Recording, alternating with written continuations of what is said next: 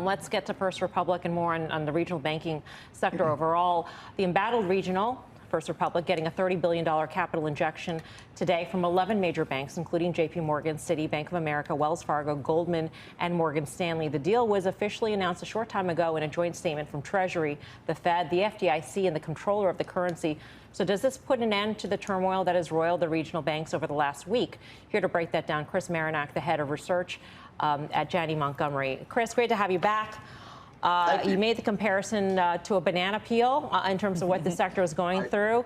Now, with some hindsight and some developments, do you still feel the same way? Sure. I mean, this is a solvable problem, and I think that the $30 billion today really helps.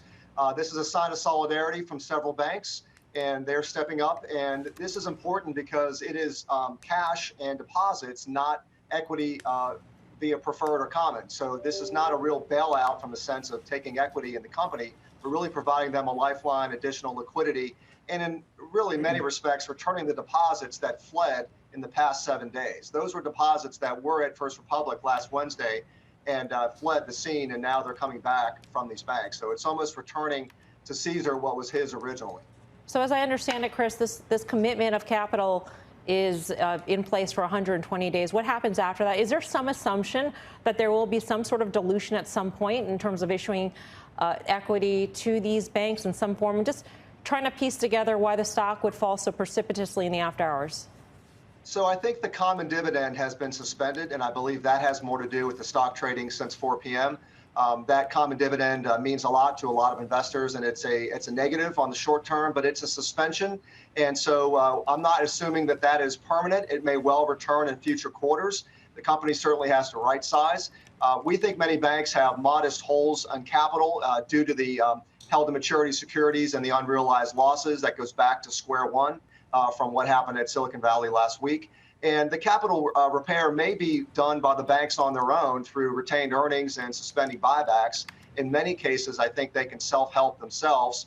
Most of these securities are amortizing and having some payoffs. It's just not happening as quick as we all would like, but it is a solvable problem. I think equity and some issuance to the banks who participated is, again, very unlikely. I think they're more giving deposits and returning what fled from First Republic to their banks in the past several days. Chris, it's Karen. Let me ask you, even if you don't think they're going to do an equity deal with some of these depositing banks, do you think they do an equity deal in the markets to try to, shore up the balance sheet while they continue to maybe approach the new special window and get their duration back closer to where it should be?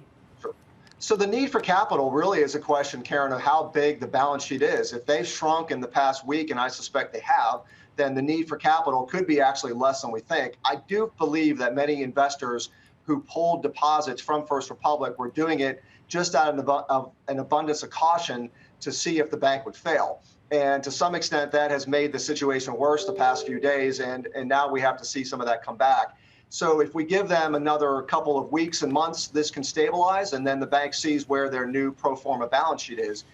Capital most likely will happen because I think they're going to want to record the unrealized loss in some form or fashion, or at least have a roadmap for how those securities are going to transition, and then do some type of restructuring. Again, I don't think it has to be the entire book. It could be a portion. And I think having better information about what was going to amortize and the cash flows that were coming from the portfolio is going to be useful to investors. And I think we'll get more of those details in the weeks ahead. There are a number of super regionals, Chris, who contributed to this deposit transfer to First Republic. Does that make you feel better about their state of affairs? Sure. I think it's the right thing to do for these banks. They're helping out their brethren. But that they're able to help out their brethren. Instead of saying, you know what, I'm gonna pass on this because I might have to do my own. I think a lot of them view that this was a very unique circumstance, and that letting First Republic fail was not good for the system, which therefore is not good for them. And so it's better to keep their competitor alive and let them fight for another day. And I think to some extent they would like to get reciprocity if they were in the same situation down the road. So I believe that's part of the mission here. And I wouldn't be surprised if that was started on phone calls the past 24, 48 hours of, what can we do to help? And I think that's why you had so many banks step up in this regard. Chris, thanks for your time again. Chris Marinac. My pleasure. Tim, what do you make of all this? Lots happened over the past 24 hours. Yeah, well, it's interesting because if you think about some of the things that Chris was talking about in terms of also capping on dividend payouts and whatnot, it brings into question right away as an analyst, or what's the analyst community do to banks in terms of the discount factor of where we are today versus 2 weeks ago. The other interesting thing about First Republic, and he just mentioned, are they going to try to realize that unrealized loss because so much pain's already been endured? It's almost as if the market has priced that in. And do other banks do that? Because at a time, and I'm guessing not, at a time when the confidence factor is so difficult. But when you consider all the reinforcements that at least the banks have explicitly or implicitly, and I think that's the fascinating thing. But I go back to where I was, 3 or 4 days ago, even before the good news and the cavalry rode in. I just think that banks who had struggled for years to earn a better multiple from the investment community, partially because they were giving capital back, partially because they could give capital back, and that included regionals, and maybe they shouldn't have been. I think we're in a very different place for the banking system, and I think that discount remains for foreseeable. You're out of your First Republic trade, right? Mostly, yeah. It happened to work. I mean, the preferreds traded up.